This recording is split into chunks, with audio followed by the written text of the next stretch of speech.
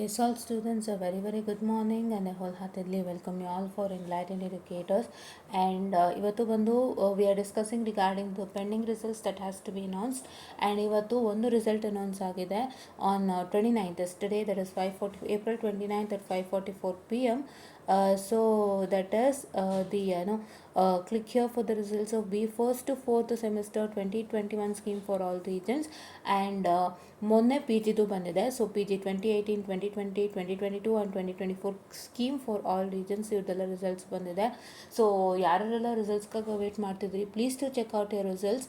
And one humble request for P G students. So ಇದು ನನಗೆ ಬಂದಿದ್ದಂಥ ಗೈಡೆನ್ಸ್ಗಳು. ಸೊ ಏನಂತ ಹೇಳಿದ್ರೆ, P G is not equal to U G. So P ಜಿಯಲ್ಲಿ ಏನಾದರೂ ನಿಮಗೆ ಪ್ರಾಬ್ಲಮ್ ಆಯಿತು ಅಂದರೆ please put for evaluation without any hassles. ಯಾರನ್ನೂ ಕೇಳಬೇಡಿ, please don't ask anybody. U ಜಿಲಿ ರಿವ್ಯಾಲ್ಯೂಯೇಷನ್ಗೆ ಹಾಕಿದ ತಕ್ಷಣ ಮತ್ತೆ ಮಾರ್ಕ್ಸ್ ಕೊಡ್ದಂತೆ ಫೇಲ್ ಮಾಡ್ತಾರೆ. ಆ ಥರ ಎಲ್ಲ ಪಿ ಜಿಲಿ ಇಲ್ಲ. ಧೈರ್ಯವಾಗಿ ಪಿ ಜಿಲಿ ರಿವ್ಯಾಲ್ಯೂಯೇಷನ್ಗೆ ಹಾಕ್ಬೋದು. ಯಾರನ್ನೂ ನೀವು ಕೇಳೋ ಅಂಥ ಅವಶ್ಯಕತೆ ಇಲ್ಲ. ಪಿ ಜಿಲಿ ರಿವ್ಯಾಲ್ಯೂಯೇಷನ್ಗೆ ಹಾಕಿ ಓಪನ್ ಆದ ತಕ್ಷಣ ಪ್ಲೀಸ್ ಓಕೆ. ಆ್ಯಂಡ್ ಮತ್ತು ಇನ್ನೊಂದೇನಪ್ಪ ಅಂತ ಹೇಳಿದ್ರೆ, 2021 ಸ್ಕೀಮ್ ಸ್ಟೂಡೆಂಟ್ಸು ಯಾರ್ಯಾರು ಇದ್ದೀರಾ, ನೀವು ಕೂಡ ರಿವ್ಯಾಲ್ಯೂಯೇಷನ್ಗೆ ಹಾಕಿ. ಯಾವ ಸಮಯದಲ್ಲಿ ಹಾಕಬಾರ್ದು ಅನ್ನೋಂಥದ್ದು ಎಲ್ಲರಿಗೂ ಪ್ರಶ್ನೆ ಇರುತ್ತೆ. ನಾನು ಒಂದು ಸಜೆಷನ್ ಹೇಳ್ತೀನಿ, ಕೇಳಿಸ್ಕೊಂಬಿಡಿ. If in case you are really stuck ಅಂದರೆ, ಈಗ ನೀವು 2021 ಸ್ಕೀಮ್ ಮಕ್ಕಳು ನೀವು ಆಲ್ರೆಡಿ ಆಚೆ ಬಂದಾಯಿತು, you are searching for a job and ಈ ಟೈಮಲ್ಲಿ ನಿಮಗೆ ಬ್ಯಾಕ್ಲಾಗ್ ಇತ್ತು ಅಂದಾಗ ಏನೇ ಹೆಚ್ಚು ಕಮ್ಮಿ ಆಗಿದ್ರು ಸರಿ, ರಿವ್ಯಾಲ್ಯೂಯೇಷನ್ಗೆ ಹಾಕ್ಬಿಡಿ. ಯಾರಾದರೂ ಪಾಸ್ ಮಾಡಿದ್ರೆ ನಿಮಗದರಿಂದ ಮುಂದಕ್ಕೆ ಕಂಪ್ನಿಗೆ ಹೋಗೋಕ್ಕೆ ಹೆಲ್ಪ್ ಆಗ್ಬೋದು. ಅದಕ್ಕೋಸ್ಕರ ಆ್ಯಂಡ್ ಯಾರೆಲ್ಲ ಫೈನಲ್ ಇಯರಲ್ಲಿ ಇರ್ತೀರಾ, ನಿಮಗೆ ಹಳೆ ಬ್ಯಾಕ್ಲಾಗ್ ಇರುತ್ತೆ, ನೀವುಗಳು ರಿವ್ಯಾಲ್ಯೂಯೇಷನ್ಗೆ ಹಾಕಿ. ಬಿಕಾಸ್ ಏನಾದರೂ ಮಿರಾಕಲ್ ಆಯಿತು ಅಂದರೂ ಕೂಡ ನಿಮಗೆ ಮುಂದೆ ಕಂಪ್ನಿಗೆ ಹೋಗಲಿಕ್ಕೆ, ನಿಮ್ಮ ಮುಂದಿನ ಕೆರಿಯರ್ ಫೀಲ್ಡಿಗೆ ಹೆಲ್ಪ್ ಆಗುತ್ತೆ. ಮಿಕ್ಕಿದವರೆಲ್ಲ ಬೇಕಾದರೆ ಒಂದು ಸತಿ ನೀವು ಚೆಕ್ ಮಾಡಿಬಿಟ್ಟು ಹಾಕಬಹುದು, ಆಯಿತಾ?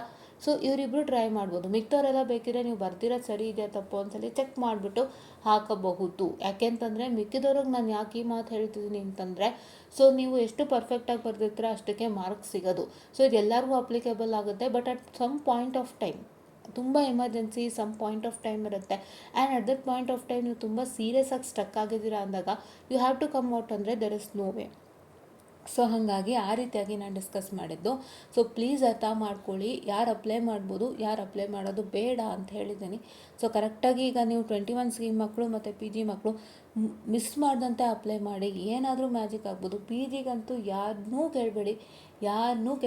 ನನಗೆ ಹೇಳ್ತಾಯಿದ್ರು, ಯಾರನ್ನೂ ಕೇಳೋ ಹಾಗಿಲ್ಲ. ಪಿ ಜಿ ಮಕ್ಕಳೆಲ್ಲ ನೀವು ಅಪ್ಲೈ ಮಾಡ್ಬೋದು ರಿವ್ಯಾಲ್ಯೂಯೇಷನ್ಗೆ. ನಮಗೆ ಜಸ್ಟ್ ಒಂದು ಜನರಲ್ ಇನ್ಸ್ಟ್ರಕ್ಷನ್ ಕೊಟ್ಟಿದ್ರು when you are studying in P G. Because ಯಾಕೆಂತಂದರೆ ಎಷ್ಟೋ ಸಲ ನಾವು ಯು ಜಿನ ಪಿ ಜಿಗೆ ಹೋಲಿಸ್ಕೊಂಬಿಟ್ಟು ಮೂವ್ ಮಾಡ್ತೀವಿ. So that is really wrong. ಅದಕ್ಕೋಸ್ಕರ ಒಂದು ಸಣ್ಣ ಅವೇರ್ನೆಸ್ ಕೊಟ್ಟಿದ್ರು ನಮಗೆ. ಸೊ ಆ ಅವೇರ್ನೆಸ್ನ ನಿಮ್ಮ ಮುಂದೆ ಶೇರ್ ಮಾಡ್ತಿದ್ದೀನಿ. ಯಾರ್ಯಾರು ಪಿ ಜಿಲಿದ್ದೀರಾ ಪ್ಲೀಸ್ ಯಾರನ್ನೂ ಕೇಳಬೇಡಿ, ರಿವ್ಯಾಲ್ಯೂಯೇಷನ್ಗೆ ಹಾಕಿ, ಆಯಿತಾ? ನೀವು 21 ಸ್ಕೀಮ್ ಮಕ್ಕಳು ರಿವ್ಯಾಲ್ಯೂಯೇಷನಿಗೆ ಹಾಕಿ. ಆದಷ್ಟು ಬೇಗ ಕೆಲಸಕ್ಕೂ ಕೂಡ ಅಪ್ಲೈ ಮಾಡಿ. ಬ್ಯಾಕ್ಲಾಗ್ ಇರೋದ್ರೂ ಕೂಡ ಕೆಲಸಕ್ಕೆ ತಗೊಳ್ಳೋಂಥ ಎಷ್ಟೋ ಕಂಪನಿ ಇದೆ. ಇವತ್ತು ಏನಾಗಿದೆ ಅಂತಂದರೆ, ನಿಮ್ಮ ಕೆರಿಯರ್ನ ಬಿಲ್ಡ್ ಮಾಡ್ಕೊಳ್ಳೋ ಅಂಥ ಒಂದು ಅವಕಾಶನೂ ಹೊರತು ಆ ಪೋಸ್ಟು ಈ ಪೋಸ್ಟು ಅಂತ ನೋಡೋ ಹಾಗಿಲ್ಲ. ಬಿಕಾಸ್ ನಾನು ಮೊನ್ನೆ ಯಾರೋ ನಂಗೆ ಹೇಳ್ತಿದ್ರು ನಮ್ಮ ರಿಲೇಷನಲ್ಲೇ.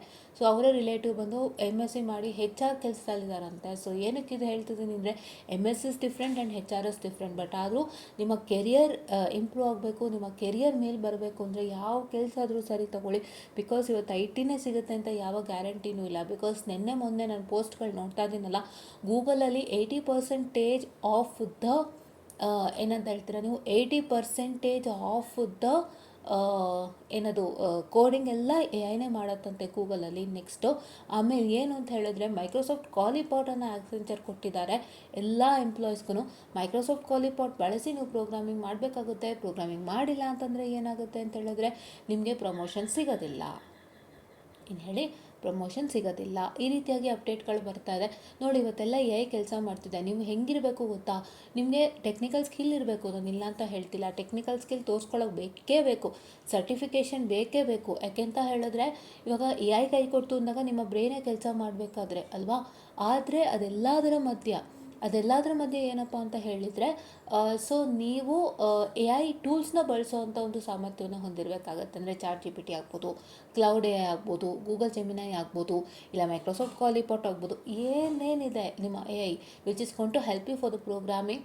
ಮತ್ತು ಅವರ ಕಂಪನಿಯ ಒಂದಿಷ್ಟು ಇದು ಕೊಟ್ಟಿರ್ತಾರೆ. ಅಂದರೆ ಕೆಲವು ಕಂಪನಿಯಲ್ಲಿ ಈಗ ನಾನು IBM ಗ್ರನೈಟ್ ಮಾಡೆಲ್ ಬಗ್ಗೆ ಸುಮಾರು ಸತಿ ಹೇಳಿದ್ದೀನಿ. ಸೊ ಅದು ಅವ್ರದ್ದೇ ಪ್ಲ್ಯಾಟ್ಫಾರ್ಮು ಒಂದು ಪ್ರೋಗ್ರಾಮಿಂಗನ್ನು ಮಾಡಲಿಕ್ಕೆ ಅಥವಾ ರಾಂಗ್ ಆಗಿರೋ ಪ್ರೋಗ್ರಾಮ್ನ ಡಿಬಗ್ ಮಾಡಲಿಕ್ಕೆ ಬೈ ಯೂಸಿಂಗ್ ಸಮ್ ಪ್ರಾಂಪ್ಟ್. ಹೌದಾ? ಅದೇ ರೀತಿಯಾಗಿ ಓಕೆ ಓಕೆ ಅದೇ ರೀತಿಯಾಗಿ ಏನಪ್ಪ ಅಂತ ಹೇಳಿದ್ರೆ ಬೇರೆ ಬೇರೆ ಕಂಪನಿಯವರು ಬೇರೆ ಬೇರೆ ಕೊಡ್ತಾರೆ. ಆಯಿತಾ? ಅವರ ಕಂಪನಿದೇ ಒಂದು ಮಾಡಬಹುದು, ಇಲ್ಲ ಈಗ ಎಕ್ಸಿಸ್ಟಿಂಗ್ ಇರೋಂಥ AI ಯಾರು ಸೃಷ್ಟಿ ಮಾಡಿದಾರಲ್ಲ ಅವ್ರದನ್ನು ಕೊಡ್ಬೋದು. ಸೊ ಅದೆಲ್ಲ ನೀವು ಕಲ್ತಿರ್ತೀರಾ ಅಂದರೆ ಖಂಡಿತ ನೀವು ಕೆಲಸದಲ್ಲಿ ಸಕ್ಸೀಡ್ ಆಗ್ತೀರಾ. It is not only that you should have technical skills but also should have this. ಯಾಕೆಂತಂದರೆ ಈಗಿರೋರ್ಗೂ ಯಾವಾಗ ಕೆಲಸ ಕಡಿತ ಆಗುತ್ತೆ ಅನ್ನೋ ಗ್ಯಾರಂಟಿ ಇರಲ್ಲ. ಸೊ ಹಾಗಾಗಿ ನಿಮಗೆ ಯಾವುದೇ ಜಾಬ್ ಸಿಕ್ಕಿದ್ರೂ ಪರವಾಗಿಲ್ಲ, MBA ರಿಲೇಟೆಡ್ ಜಾಬ್ ಸಿಕ್ಕಿದ್ರೂ ಪರವಾಗಿಲ್ಲ, ದಯವಿಟ್ಟು ಹೋಗಿ. ಯಾಕೆಂದರೆ ಇದು Mahad opportunity. MBA related job ನೀವು ಒಂದು ಸತಿ ಕಲಿತೀರಾ ಅಂದರೆ ಅದೇ ಜಾಬ್ನ ಹಿಡ್ಕೊಂಡು ನೀವು ದೊಡ್ಡ ಕಂಪನಿಗೆ ಎಂಟ್ರ್ ಆಗ್ಬೋದು. ಅಲ್ಲಿಂದ ನಿಮಗೆ ಕೋರ್ಸಸ್ನ ಆಕ್ಸೆಸಿಬಿಲಿಟಿ ಕೊಡ್ತಾರೆ. ಆ ಆಕ್ಸೆಸಿಬಿಲಿಟಿನ ಇಟ್ಟುಕೊಂಡು ನೀವು ಅವರಲ್ಲಿ ಸಾಫ್ಟ್ವೇರ್ ಕೋರ್ಸಸ್ ಕಲಿತು ಅಪ್ಗ್ರೇಡ್ ಆಗಿ ಅಲ್ಲೇ ಮತ್ತೆ ಸಾಫ್ಟ್ವೇರ್ ಫೀಲ್ಡಿಗೆ ಜಂಪ್ ಆಗ್ಬೋದು.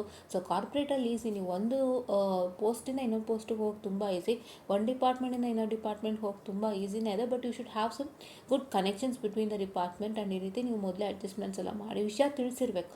ನಾನು IT ಮೇಲೆ ಓದಿರೋದು, ಬಟ್ ನಾನು ಈ ರೀತಿಯಾಗಿ ಬಂದಿದ್ದೀನಿ. ಸೊ ನಂಗೆ ಅದು ನೆಕ್ಸ್ಟ್ ಮೂವ್ ಆಗಬೇಕು ಅಂತ ಹೇಳಿ ಇದೆಲ್ಲ ತಿಳ್ಕೊಂಡು ನೀವು ಕೆಲಸ ಮಾಡೋ ಅಂಥದ್ದು. ಸೊ ಇಷ್ಟೆಲ್ಲ ನೀವು ಮಾಡ್ತೀರಿ ಅಂತ ಹೇಳಿದ್ರೆ ತುಂಬ ಒಳ್ಳೆಯದಾಗುತ್ತೆ.